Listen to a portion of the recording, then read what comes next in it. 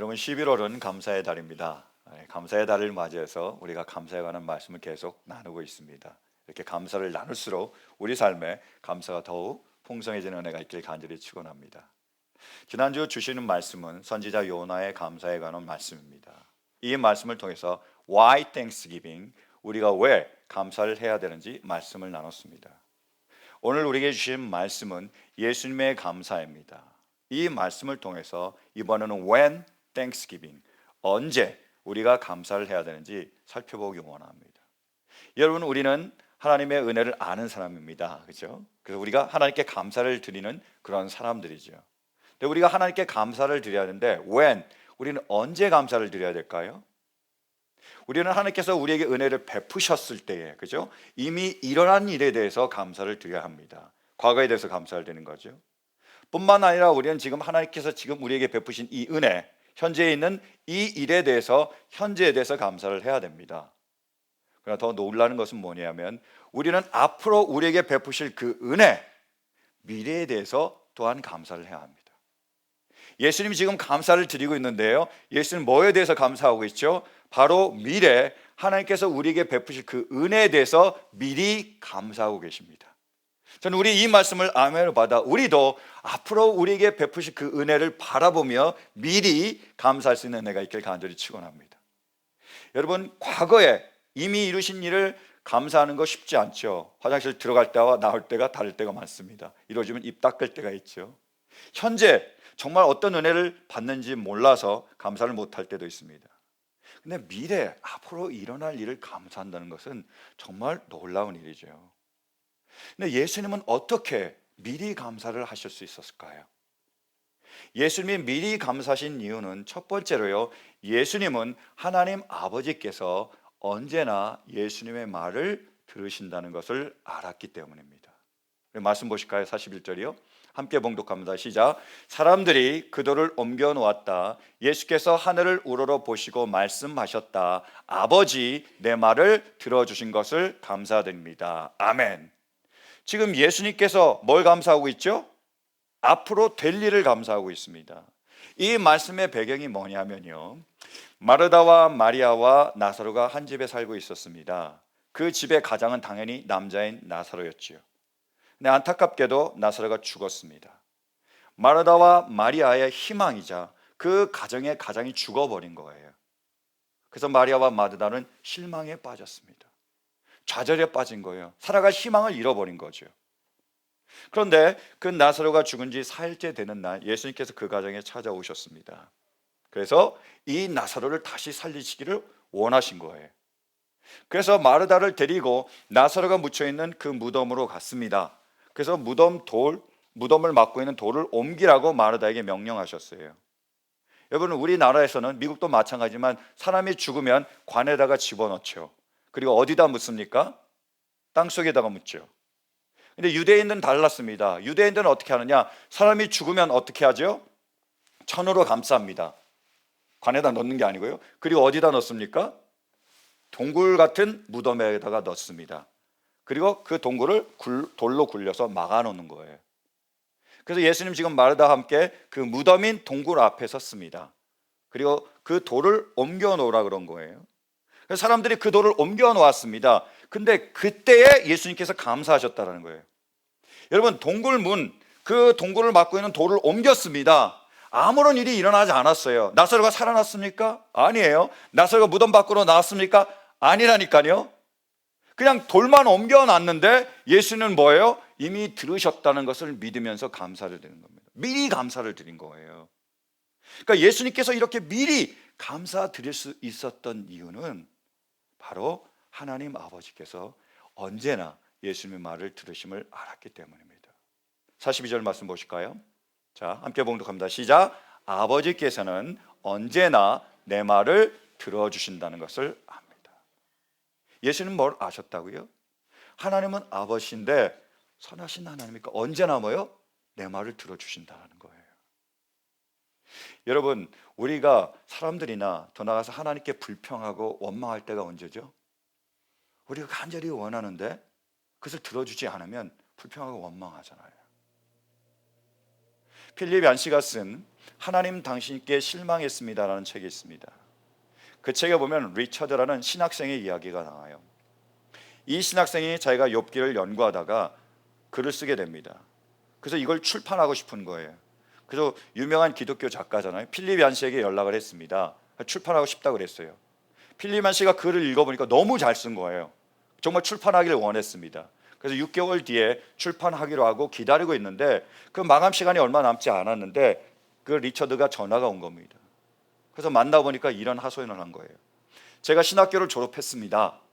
그런데 직장에 들어가려고 그러는데 나보다 별 볼 일 없는 사람은 직장에 들어갔는데 자기는 떨어졌다라는 거예요. 그리고 자기가 대학교를 다니면서 많은 대출을 했는데 지금 빚더미에 올라와 있다는 겁니다. 그리고 약혼녀가 있었는데 아무런 이유 없이 파혼했다는 거예요. 떠나가 버렸다는 겁니다.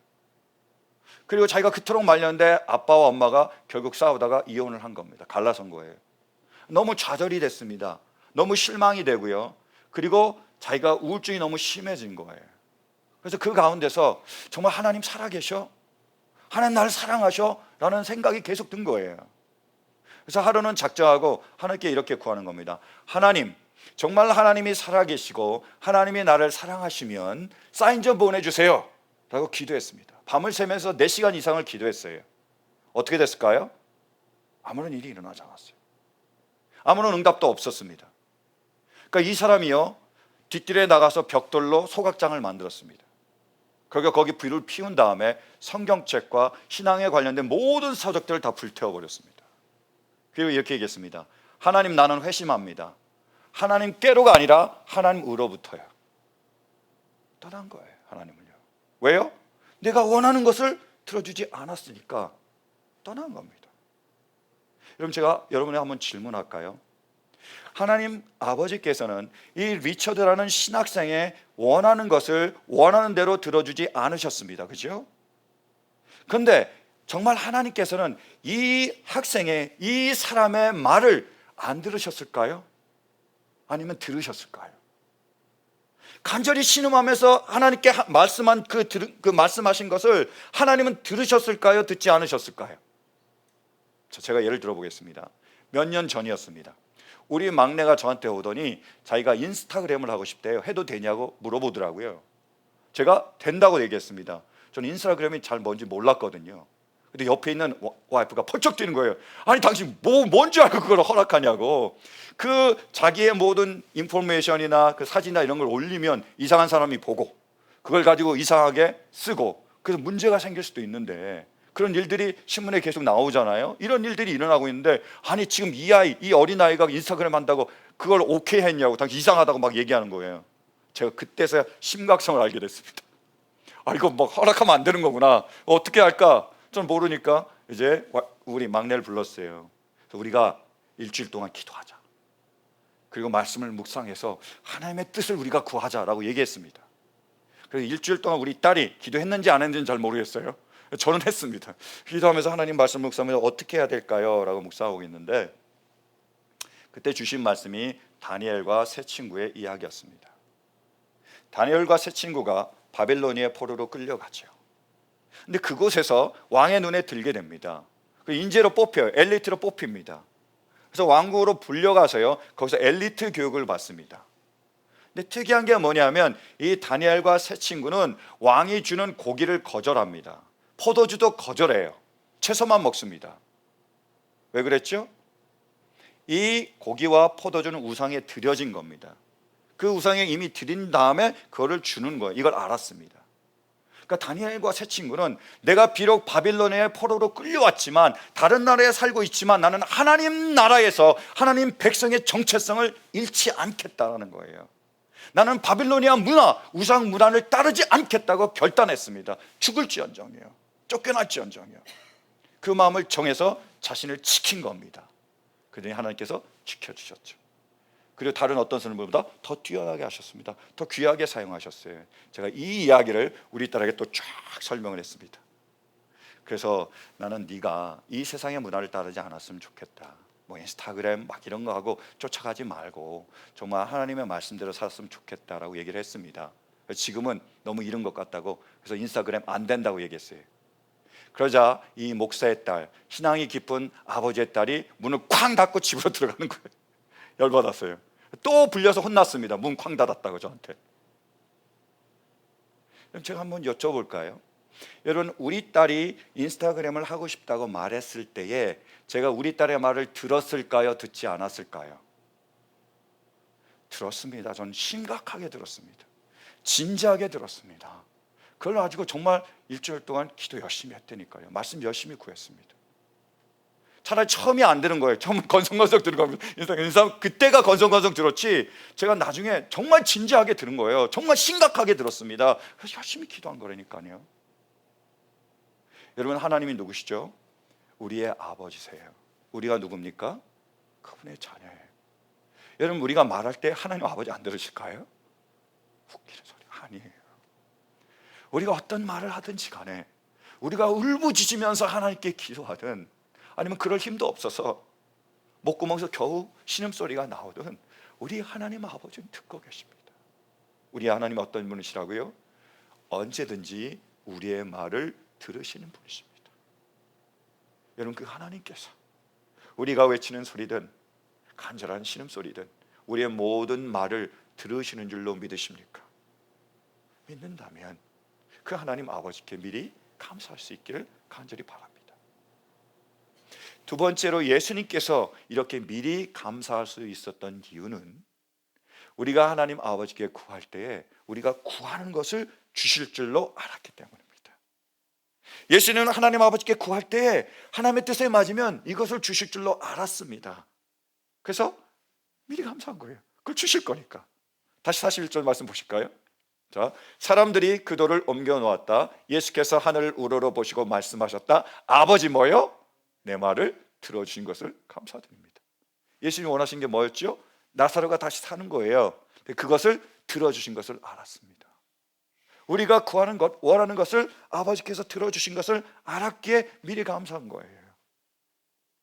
저희가 설교 모임을 같이 하는 목사님 중에 한 목사님이 이런 간증을 하셨습니다. 이 목사님이 미국에 오셨는데 신분 문제 때문에 엄청 고생을 하신 거예요. 한 10년 동안 고생을 하셨습니다. 그러다가 하나님의 은혜로 정말 영주권을 신청하게 됐어요. 가족들이 다 영주권을 신청해서 그걸 진행하고 있는데 그때 마침 큰 아들이 18살 생일을 맞았습니다. 그럼 어떻게 되죠? 독립하게 되죠. 그래서 그 아들은 그때부터 불치신분이 된 거예요. 다른 모든 가족은 지금 영주권을 바라보면서 진행하고 그 꿈에 부풀어 있는데 이 아들만 불치자가 된 겁니다. 얼마나 마음이 아프겠어요, 부모님이. 그래서 그 사모님이 40일을 작정하고 기도하시기 시작하는 거예요. 새벽마다 나가서 간절히 이 아들 위해서 기도했습니다. 한 달쯤 됐을 때 하나님이 이런 감동을 주셨대요. 딸아, 걱정하지 마라. 내가 이 나라의 법을 바꿔서 네 아들을 구제해 줄게. 이렇게 그런 감동을 주셨답니다. 너무 기쁘잖아요. 그것을 목사님에게 나눴습니다. 목사님이 속으로 이런 생각이 들었대요. 아니, 미국이 어떤 나라인데 뭐 법을 마음대로 바꿔가지고 우리 아들이 구제되겠어, 이런 생각이 드셨답니다. 역시 남자보다 여자가 믿음이 좋습니다. 목사님도 사모님 다르지 않은 것 같아요. 그랬는데 그 다음에 또 한 달 뒤에 어떤 일이 벌어졌죠? 다카 법령이 통과가 됐습니다. 구제받은 거예요. 그래서 대학을 무사히 마쳤고요. 그리고 지금은 의과 대학원에 들어가서, 그것도 풀자강금으로 들어가서요, 또 장래가 촉망된다고 생활비까지 받으면서 지금 준비하고 있습니다. 하나님 어떤 분이시죠? 우리가 원하는 것을 들어주시는 분이십니다. 여러분, 우리가 하나님 우리 아버지시기에 우리가 간절히 원하는 것을, 그것을 들어주실 줄로 믿습니까? 그러니까 믿는다면 들어주실 거니까 미리 감사할 수 있는 은혜가 있기를 간절히 축원합니다. 근데요, 완결편은요 이겁니다. 예수님께서 미리 감사하실 수 있었던 이유는요, 하나님께서 가장 좋은 것을 주심을 알았기 때문입니다. 하나님이 어떤 분이시라고요? 우리에게 가장 좋은 것을 주시는 분이세요. 제가 참 좋아하는 말씀입니다. 한번 보실까요? 마태복음 7장 11절. 자, 함께 봉독합니다. 시작. 너희가 악해도 너희 자녀에게 좋은 것을 줄 알거든 하물며 하늘에 계신 너희 아버지께서 구하는 사람에게 좋은 것을 주지 아니하시겠느냐. 뭐라고 약속하고 계시죠? 하나님이 우리 아버지시기 때문에 우리가 구할 때 뭘 주시겠다고요? 좋은 것을 주시겠다라는 거예요. 우리 아버지세요. 예수님이 십자가를 앞에 놓고 겟세마네에 오르셨습니다. 그래서 땀방울이 핏방울이 되도록 3번이나 간절히 구하셨어요. 어떻게 구하셨죠?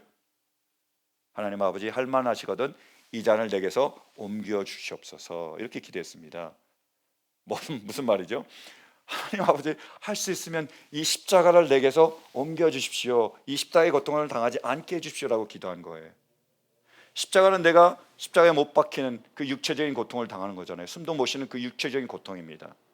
뿐만 아니라 사람들이 무시하고 조롱하고 비웃음 당하는 정신적인 고통입니다. 게다가 하나님마저도 나를 버렸다라는 느낌을 받을 수밖에 없는, 하나님께 버림받는 그러한 영적인 고통입니다. 이게 얼마나 고통스러운지 예수님은 미리 아셨습니다. 너무 고통스러운 것을 아셨기에 하나님 아버지, 할 수 있으면 이 고통을 내가 당하지 않고 지나가게 해주세요 라고 기도했습니다. 예수님께서 원하신 게 뭐죠? 고통을 피해서 지나가는 거였죠. 고통받지 않고요. 근데 하나님 아버지께서 원하신 것은 뭐죠? 고통을 통과해서 지나가는 거였습니다. 여러분, 고통을 피해서 지나가면 잠깐은 고통받지 않을 수 있습니다. 그런데 그렇게 지나가면 사명도 없고 영광도 없습니다. 근데 고통을 통해서 지나가면 그 고통 당할 때는 너무나 고통스럽지요. 근데 언젠가 그 고통은 끝이 나요. 그리고 사명이 이루어지며 하나님의 영광 가운데 거하게 된 겁니다. 어떤 것이 더 좋은 것일까요? 그래서 예수님께서 간절히 구할 때 하나님 아버지는 가장 좋은 것을 주셨습니다. 우리가 간절히 구할 때에 하나님께서는 우리에게 가장 좋은 것을 주시는 겁니다. 제가 얼마 전에 한 지인으로부터 박상원 선교사님에 관한 동영상을 소개받았습니다. 그래서 그 동영상을 보다가요, 제가 굉장히 은혜를 받았어요. 이 분은요, 원래 예수를 믿지 않은 분입니다. 남편도 예수를 믿지 않아요. 박상원은 남자가 아니고 여자입니다. 믿지 않는데 그 1976년에 그 당시에 나라 국가 장학금을 받아서 독일로 공부하러 갔습니다. 1년 과정으로요. 그 간 사이에 이 박상원, 그때는 자매님이겠죠, 아들을 낳았습니다. 그래서 1년 줄로 알았는데 독일에 가서 이분이, 남편이 예수를 믿고 구주로 영접했습니다. 크리스찬이 된 거예요. 그리고 아내에게도 복음을 전해가지고 이 아내도, 이 박상원 씨도 예수를 믿고 구주로 영접했습니다. 근데 거기서 멈추지 않고 너무 은혜를 받았는지 이 남편이 영국에 가서 공부를 하고 준비를 한 다음에 아프리카 말라위에 선교사로 갔습니다. 이분이 선교사로 가버린 거예요. 그리고 거기에서 이렇게 편지를 보내는 겁니다. 이 말라위는 아프리카의 알프스다. 너무 행복하고 너무 기쁘다. 근데 당신이 없어서 좀 외롭다. 그러니까 아들 데리고 같이 왔으면 좋겠다. 선교를 같이 했으면 좋겠다. 계속 편지를 보내고 얘기를 하니까 어떻게 하겠습니까? 그래서 그 비행기 타고 아프리카 말라위에 도착을 했습니다. 딱 도착해서 봤는데 남편이 없는 거예요. 아무리 찾아도 없는 거예요. 알고 보니까 남편이 너무 마른 겁니다. 듣는 말에 의하니까 그동안에 한 1년 동안 마른 빵만 먹은 거예요. 그렇게 빼짝 말라서 못 알아본 겁니다. 그런 상태에 갔으니 어떻게 했어요? 고생물이 활짝 열린 거죠. 그러니까 본인도 이제 마른 빵만 먹고 그렇게 가난하고 힘들게 계속 선교 사역을 하게 된 거죠. 계속 싸웠대요. 남편이 나를 무슨 아프리카에 무슨 뭐 알프스 뭐 계속 막 싸운 거예요. 막 난리가 난 거죠. 그러다가 하루는 이제 한국 그 집에 초청을 받습니다. 이분이 독일에서 그 선교사로 후원을 받아서 아프리카 와서 물리 치료를 하는 분인데 그 집에 가게 된 거예요. 초청 받아서 갔잖아요. 그래서 음식을 준비하고 있으니까 좀 도와주려고 부엌에 갔습니다. 근데 이분이 냉장고 문을 여는데 거기에 우유가 가득 있고요, 계란이 가득 있는 거예요. 그리고 나서 어떤 일이 벌어졌는지를 우리가 직접 영상으로 보기 원합니다. 이렇게 한번 보실까요? 그런데 어느 날 저희 집에 누가 찾아왔어요. 우리 선교사님이 한 끼 먹을 쌀과 두 끼 먹을 빵을 사러 나갔는데 누가 문을 두드려요. 아직 오실 때는 안 됐는데. 그래서 누구냐고. 한국말로 밖에서 여기가 김종양 선교사님 댁입니까? 그러는 거예요. 얼마나 놀랐는지 문을 열고 제가 내다보니까 한국인 부부가 나란히 서 있는 거예요.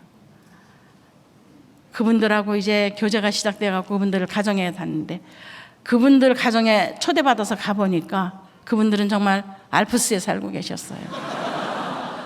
아프리카는 다 우리처럼 사는 줄 알았는데 그분들은 알프스에 살고 계셨어요.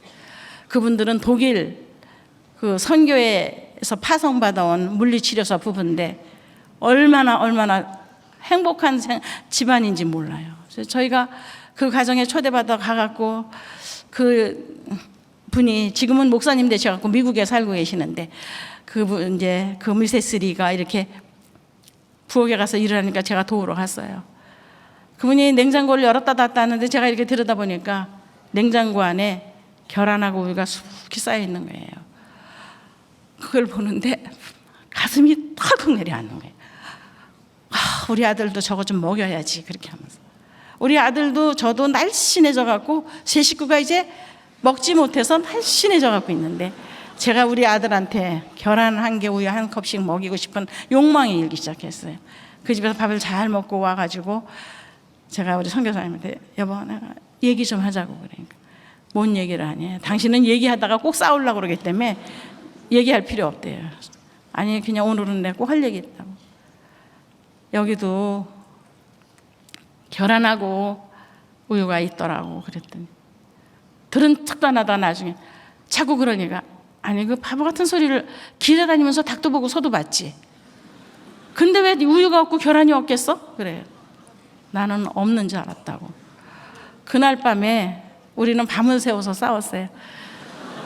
제가 계란 1개 우유 1컵 먹이자고 하는데 대답을 안 해서 그 대답을 들을 때까지 밤을 새워서 싸웠어요.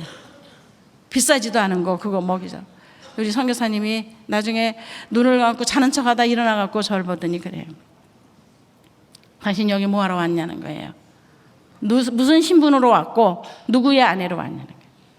나는 선교사다. 나의 아내가. 그리고 당신도 선교사로 왔다. 그까지 계란 1개 우유 1컵 뭐가 그렇게 소중해서 밤에 사람 잠도 못 자게 이렇게 난리를 치냐고. 우리의 아이는 그래도 원주민의 아이들보다 더 잘 먹고 살지 않냐는 거예요. 하나님 앞에 다 우리가 1대1로 가는데 이렇게 살다가 하나님 부르시면 어떻게 하나님 앞에 갈래? 부끄럽지 않아? 근데 제가 마음이 막 강팍해지는 거예요. 안 부끄럽다 그랬어요. 나 안 부끄럽다고. 계란 1개 우유 1컵도 먹이지 못하는 게 선교사 생활이라면 나를 보내라 그랬어요. 나를 한국으로 보내라고. 이러려고 비행기표, 편도 비행기표 사서 보내고, 내가 사갖고 오겠는데 놔뒀으면 내가 왕복 비행기표 사서 난 돌아갔을 거라고. 나 부끄럽지 않다고. 그거 못 먹인다면 난 선교사 포기하겠다 그랬어요. 밤을 새워서 싸웠어요. 우리 선교사님이 그날부터는 저를 피해 다녀요. 저하고 눈도 안 마주쳐요. 그러면서 제가 옆에 있는데 기도를 이렇게, 하나님, 세상에는 착하고 예쁜 여자도 많은데 왜 저런 여자를 저에게 주셨습니까? 하나님, 데려가시든지 변화시켜든지. 그렇게 기도를 하면요, 저도 화가 나갖고 옆에 꾸르고 앉아갖고, 하나님, 무슨 목사가 저래요? 무슨 목사가 저렇게 거짓말을 잘해요? 그러면서 기도를 하는 거예요. 그게 선교사의 가정이었어요. 그렇게 지내는데 어느 날 팔롬베라고 하는 지역이 있는데 거기서 부흥회를 한다고 선교사님을 모셔갔어요. 3일 만에. 우리는 이제 둘이서 그래도 또 싸우던 선교사님이 없으니까 너무 무섭고 허전한 거예요. 3일 동안 기다렸다 선교사님 오셨는데 모를 잔뜩 들고 왔어요. 그래서 이게 뭐냐니까 모르니까 열어보래요. 열어보니까 계란이 80개가 들어있었어요. 제가 다 줬어요. 저는 그 전에도 그 후에도 그런 선물을 받아본 일이 없어요. 그 팔롬베 지역에 너무너무 가난해서 계란 1개도 아끼는 그 원주민 목사님들이 집회를 하면서 부흥회 3일 동안 누구든지 집에 다 키우는 사람 계란 나면은 선교사님 돌아가실 때 다 선물로 드리자고 했다는 거예요. 그분들이 저희가 계란이 필요한지 뭘 알겠습니까? 하나님께서 제가 이 철없는 이 아내가 얼마나 결혼 타령을 하니까 하나님이 그 가난한 사람들의 마음을 감동시켜서 결혼을 80개를 주신 거예요. 정말 그거 먹이는 동안 한 번도 안 싸웠어요. 저는 한 번도 안 싸웠어요. 정말. 여러분 웃으시지만 저는 너무너무 슬펐어요. 그 당시엔 기뻤고 결혼이 떨어지니까 또 싸우기 시작한 거예요. 하나님이 너는 안 되겠다, 너는 안 되겠다 하셨나 봐요. 저를 병으로 치셨어요. 제가 황달병에 걸리고 말라리아 걸려가지고 2가지 병이 다 걸려서 정말 죽을 수밖에 없는 지경까지 갔어요. 제가 꼭 죽을 것 같았어요. 그리고 나중에 안 일이지만 의사도 살기 힘들 거라고 그랬대요. 그러니까 우리 선교사님이 괜히 데리고 왔구나. 그리고 가슴 아파서 많이 우셨대요. 근데 저는 그 병 중에서도 조금만 기운이 있으면 또 나 혹시 여기서 죽으면은 여기다 묻지 마. 나 한국에 데려다 묻어. 돈이 아무리 들어도 여기다 묻기만 하면 가만 안 둘 거야. 우리 선교사님이 당신은 안 죽어 막 그러는 거예요. 그런 병에 시달리면서 저는 하나님을 체험한 일이 없었어요. 한 번도 하나님의 음성을 들은 적도 없었고, 다른 사람들이 그런 체험담을 간증할 때 뭘 저렇게 요란스럽게 예수를 믿어 그랬어요. 그런데 어느 날 그 아픈 중에서 제가 기도하고 울면서 하나님 나를 살려주시든지 데려가시든지 하세요. 저 너무 아파서 이 땅에 사는 것도 힘들고 너무 힘들어요. 그러면서 우는데 그날 하나님께서 저를 찾아와 주셨습니다. 제가 이렇게 방에서 우리 선교사님을 흔들어 깨웠어요. 내가 너무 아파서 죽을 것 같다고 나를 위해서 기도해 달라고. 그래서 선교사님이 너무 피곤하니까 먹지도 못하고 또 저한테 시달리고 그러니까 손을 이렇게 내밀어 가지고 기도해 주고 빨리 자라는 거예요. 자면은 병 아픈 거 난다는 거예요. 근데 제가 밖으로 나와서 이렇게 세면바닥에 엎드려서 울면서 기도했어요. 하나님 나 너무 아파요. 그러면 갑자기 사랑하는 내 딸아 뭐 이런, 저는 그게 처음에 무슨 소리인지 모르고 밖에 누가 또 온 줄 알았어요. 그래서 이 밤에 또 누가 왔나 그러고 그쪽으로 걸어 나가려고 그러는데 그게 아니고 이상한 소리 들어보니까 사랑하는 내 딸아 그런 소리가 들려요. 근데 제가 그때 다른 사람들의 간증 들었던 그것이 나한테 온 것 같은 그런 느낌을 받아서 제가 무릎을 꿇고 그 자리에 앉았어요. 앉아갖고 아버지 그리고 불러봤어요. 하나님이 그래 너는 내 딸이다. 내가 너를 사랑한다. 제가 선교사님 보고 날마다 하나님은 나를 안 사랑한다. 하나님은 당신만 사랑한다. 하나님은 당신만 불렀다. 나는 재수없이 결혼 잘못해서 온 거다. 제가 늘 그렇게 하고 하나님이 당신만 택했다고 그랬는데 그걸 들으신 하나님께서 저를 인식시켜 주시는 거예요. 내가 너를 사랑한다. 내가 너를 아프리카로 불렀다. 내가 너를 사용할 것이다. 근데 제가 얼마나 울었는지 몰라요. 근데 하나님께서 그러나 네가 거듭나야 되겠다. 저는 제가 목사의 아내고 제가 선교사로 왔는데 저는 제가 물론 거듭났다 그랬어요. 하나님이 너는 거듭나지 않았다는 거예요. 너가 지금 이 모습으로 서서 있으면 내 이름만 더럽힌다는 거예요. 그러면서 갑자기 앞에 빛을 비춰주면서 저의 잘못된 부분들을 빛으로 보여주시는 거예요. 저는 그런 짓을 했는지도 몰랐어요. 정말 제가 그런 짓을 했는지도 몰랐는데 밥을 떠서 감추는 모습을 보여주시는 거예요. 아마 사람들 가면 한 끼 먹을 쌀만 사다 주니까 그걸 조금이라도 감춰서 이 사람들 가면 내 아들 먹여야지 그랬던가 봐요. 근데 저는 사실 그런지를 몰랐어요. 빵을 아프리카 아이들이 우리 아들하고 놀겠다고 오면 그 아이들은 빵을 얇게 썰어주고 저한테는 두껍게 썰어서 먹이는 모습 보여주시고 그 밥을 떠서 감추는 모습, 제가 얼마나 울었는지 하나님 잘못했다고 하는데 정말 눈물 콧물이 범벅이 돼서 울면서 하나님이 자꾸 그런 걸 보여주시는 거예요. 마귀처럼 서서 남편 주님께서 하나님께서 뽑으신 주의 종을 대적하고 서 있는 모습. 제가 막 울었어요. 근데 하나님이 너는 네 아들을 사랑해서 밥을 감추고 빵을 두껍게 먹이고 했지만은 나는 너를 사랑해서 네가 사랑하는 네 아들을 내가 사랑해서 내 아들을 십자가에 달았다. 제가 얼굴이 땅바닥에 이렇게 닿도록 엎드려서 울었어요. 용서해달라고, 용서해달라고, 용서해달라고 울면서 그러는데, 저는 제가 그날 그 자리에서 기절을 했다가 깨갖고 기도하고 울고 그랬어요. 시간이 얼만큼 지났는지도 모르는데 계속 그러고 있었는데 누가 여기를 탁 치는 거예요. 그래서 이렇게 보니까 선교사님이 새벽 기도를 우리가 꼭 싸우면서도 또 가정 새벽 기도를 꼭 드렸어요. 근데 드리러 나왔는데 제가 울면서 뭐라고 그러고 있어요. 당신 왜 그래? 그러고 이걸 치는데 저는 처음에 하나님이 저 데리러 오신 줄 알았어요. 그래갖고 제가 남편을 이렇게 보는데 볼 수가 없어요. 내가 너무 더러운 여자가 볼 수가 없어요. 그래서 의자에 앉으시라 그러고 그 발밑에 제 얼굴을 대고 울었어요. 나를 용서해라. 여보, 난 당신한테 너무 악한 아내였다. 나를 용서해달라고. 선교사님은 무슨 일인지를 모르는 거예요. 하나님이 지난밤에 나를 찾아오셔서 내가 너를 사랑한다. 내가 너를 아프리카로 불렀다. 내가 너를 쓸 것이다.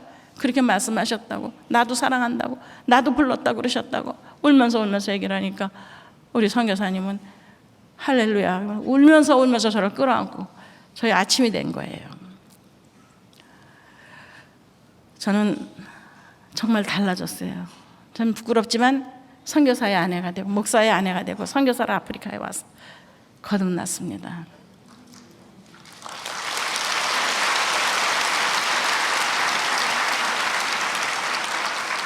그런데 정말 세상이 달라졌어요. 제가 거듭나니까 똑같은 환경인데 제가 달라진 거예요.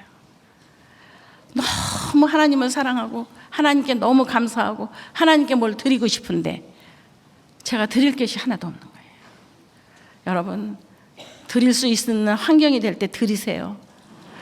저는 하나님께 드릴 게 없어서 얼마나 울었는지 몰라요. 그러면서 제가 울면서 병원에서 그 말라리아 황달병 고치겠다고 먹던 약을 다 버렸어요. 우리 선교사님이 쓰레기통에서 도로 집어내는 거예요. 이러지 말라고. 당신 그러면 안 돼. 약은 먹으면서 우리 기도하자. 그러는데 제 마음에 하나님이 날 사랑하시는데 데려가시면 천국 가고 살려주시면 하나님이라고, 나 이런 거 필요 없다고 약을 다시 버렸어요. 그리고도 너무 뜨거워요. 그래서 달력에다 동그라미 100개를 했어요. 제가 100개를 하고는 그 100일 동안 2끼를 금식하고 1끼를 먹었습니다. 그리고 철야 기도를 했습니다. 그러는 도중에 제가 몸이 좀 이상해지는 걸 느꼈어요. 그래서 선교사님 보고 나 병원에 좀 가보고 싶다 그랬어요. 그래서 병원에 데려갔는데 의사가 저를 보더니 깜짝 놀라는 거예요. 당신 아직 살아 있었냐고. 제가 약을, 그 의사가 공짜로 약을 주고 공짜로 저를 다 해주는데, 거저 해주는데 병원을 안 가니까 제가 죽은 줄 알았다는 거예요. 제가 살아서 왔으니 깜짝 놀래. 그분이 영국에서 공부한 인도인 의사인데 저한테 돈을 안 받았어요. 그런데도 안 가니까 죽어서 안 오는구나, 참 안 됐다 그랬다는 거예요. 근데 나타나니까 깜짝 놀라서 저를 검사를 다 하더니 무슨 약을 먹었냐는 거예요. 2가지 병이 다 치료가 됐다는 거예요.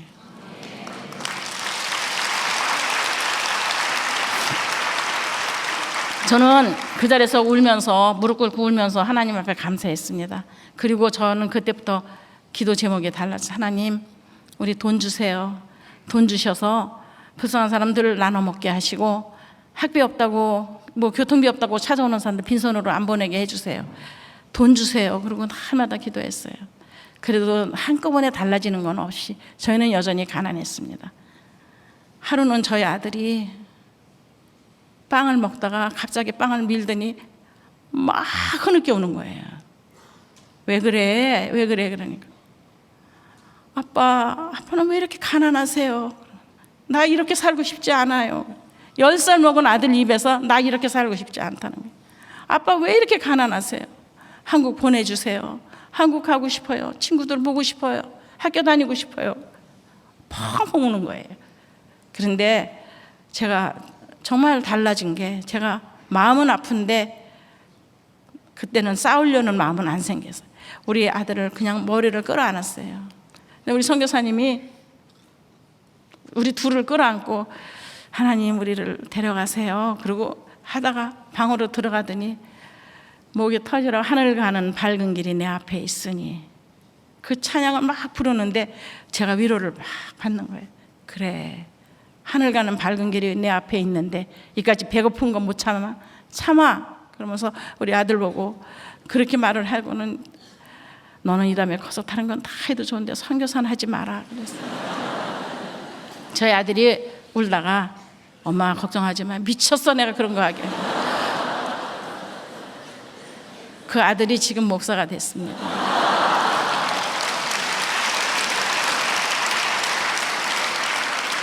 죄송하지만 제가 우리 아들 잠깐 일어나라 그래도 되겠습니다.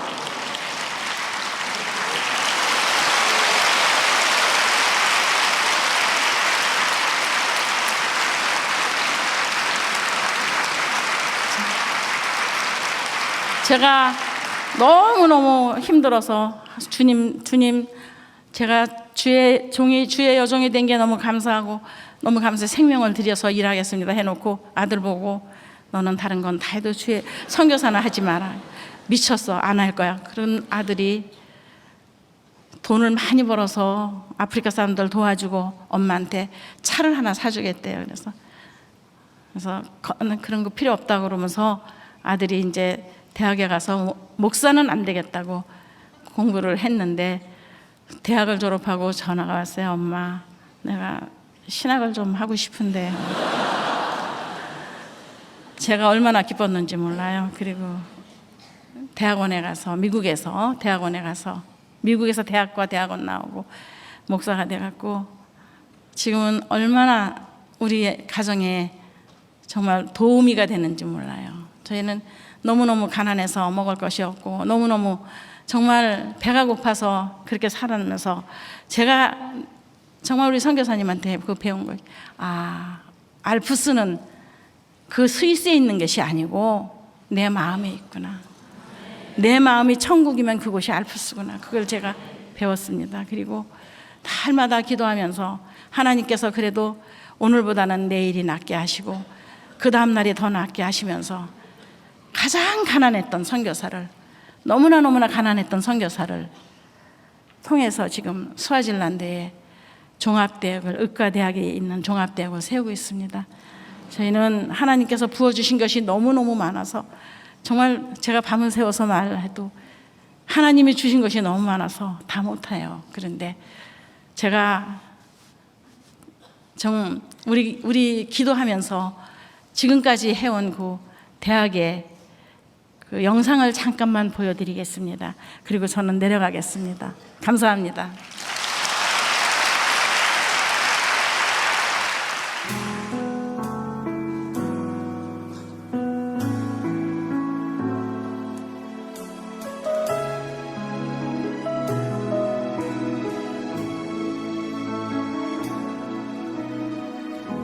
아픔 많은 세상에 주의 복음 들고 부르시 따라갑니다. 슬픔과 고통이 가득한 이 땅에 눈물을 닦아주려, 어쩌면 내 삶을 전혀 돌볼 수 없을지 모르겠지만, 나를 보내시고 무너진 그 땅에 내 생명 묻으소서. 주님의 나라가 세워지는 것이 나의 평생 소원.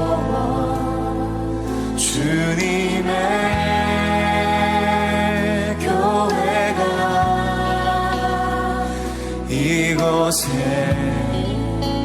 세워짐이 마지막 호흡이 끝이 날 때까지 나는 나가리. 그날에 그토록 보고픈 주 얼굴 보이.